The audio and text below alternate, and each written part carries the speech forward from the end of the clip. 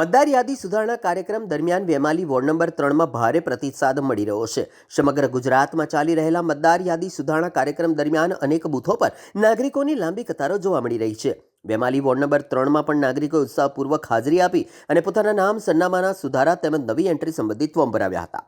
સ્થાનિક કાર્યકર્તાઓએ પણ નાગરિકોને ફોર્મ ભરાવવાની અને જરૂરી દસ્તાવેજોની પ્રક્રિયામાં સક્રિય સહકાર આપ્યો હતો, જેમાં મુખ્યત્વે મુન્નાભાઈ પ્રજાપતિ, વર્ષાબેન ચૌધરી, પ્રવીણભાઈ પટેલ, વૈશાલીબેન પરમાર, સરોજબેન દવે, કનુભાઈ કાપડિયા વગેરે ખડે પગે રહ્યા હતા। તેમના સહકારથી લોકોને પ્રક્રિયા સરળતાથી પૂર્ણ કરવામાં મદદ મળી હતી। અત્યારે આપણે જોઈ શકો છો વેમાલીના શક્તિ કેન્દ્ર મતદાર કેન્દ્ર પર આપણે અવેલેબલ છે અને ત્યાં બીએલઓ તરફથી ખૂબ જ સુંદર કામ થઈ રહ્યું છે અને ઘણી હેલ્પ મળી રહી છે અને એસઆઈઆરની પ્રક્રિયા જે અત્યારે ચાલી રહી છે, અત્યારના લોકલ જે અમારા અહીંના આજે ભારતીય જનતા પાર્ટીના જે લોકલ નેતા છે, મુન્નાભાઈ છે, વર્ષાબેન છે, એ બધાનું પણ ખૂબ ખૂબ સાથ સહકાર મળી રહ્યો છે અને મારા હિસાબે એસઆઈઆરની આ જે પ્રક્રિયા છે ખૂબ જ મહત્વની છે અને દરેક જણે એનો સાથ સહકાર આપવો જોઈએ।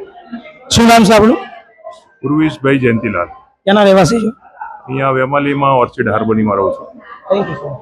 વેમાલીના 4 બૂથમાં એસઆઈ પ્રક્રિયા ચાલી રહી છે। એમાં જે બીએલઓ છે બહેનો એમને ઘરે ઘરે ફોર્મ ડિસ્ટ્રીબ્યુટ કર્યા હતા અને અત્યારે એ ફોર્મ ફિલઅપ કરીને અહીંયા જમા કરવાની પ્રોસેસ ચાલી રહી છે। આગળની કાર્યવાહી આ ફોર્મ જમા કરીને આપી દેશે એટલે પછી 4 ડિસેમ્બર પછી યાદી બહાર પડશે।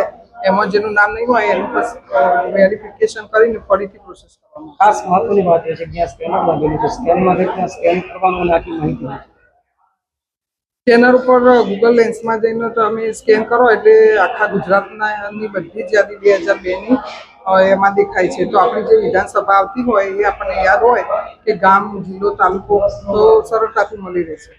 શું નામ છે આપણું? વર્ષાબેન ચૌધરી, વોર્ડ નંબર 3 વેમાલી।